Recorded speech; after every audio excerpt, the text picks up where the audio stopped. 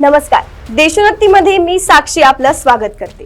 केंद्रीय अर्थमंत्री निर्मला सीतारामन यांनी आज 1 फेब्रुवारी रोजी लोकसभेत देशाचा अर्थसंकल्प सादर केला. या अर्थसंकल्पात गरीब, मध्यमवर्गीय आणि शेतकऱ्यांसाठी एक विशेष भेट देण्यात आली आहे. यावेळी अर्थसंकल्पात सरकारने महागाई आणि कर आघाडीवर लोकांना दिलासा देण्याचा प्रयत्न केला आहे. दुसरीकडे पाहिले तर यावेळी अर्थसंकल्पापूर्वी कमर्शियल LPG सिलेंडरच्या किमती कमी करण्यात आल्या आहेत. दरम्यान या बजेटमध्ये नेमकं काय स्वस्त झालं आणि काय महाग झालं ते आपण जाणून घेऊया.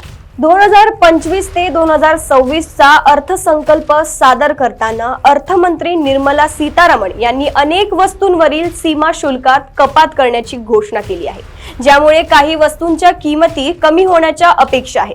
विशेषतः इलेक्ट्रॉनिक्स, औषधे आणि इलेक्ट्रिक वाहनांशी संबंधित वस्तू आता स्वस्त होतील. कार, मोबाईल आणि टीव्ही सारख्या अनेक उत्पादनांवरील सीमा शुल्क कमी केले आहे. अर्थमंत्र्यांनी कर्करोगाच्या उपचारात वापरल्या जाणाऱ्या 36 जीवनरक्षक औषधांवरील मूलभूत शुल्क कमी केले आहे. यामुळे या औषधांच्या किमती कमी होतील. 12 लाखापर्यंत कोणताही कर लागणार नाही. वार्षिक 12 लाख रुपयांपर्यंतचे उत्पन्न कर मुक्त असणार आहे.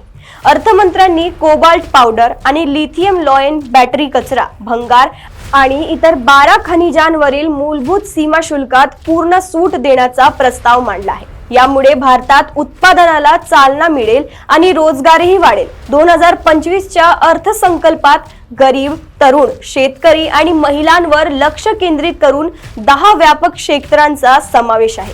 शेती, MSME, गुंतवणूक आणि निर्यात ही विकासाची इंजने आहेत. अर्थसंकल्पात अर्थमंत्र्यांनी किसान क्रेडिट कार्डची मर्यादा 3 लाख रुपयांवरून 5 लाख रुपये केली आहे. यामुळे शेतकऱ्यांना स्वस्त कर्ज मिळण्यास मदत होणार. अशाच अपडेट जाणून घेण्यासाठी बघत रहा देशोन्नती. नमस्कार.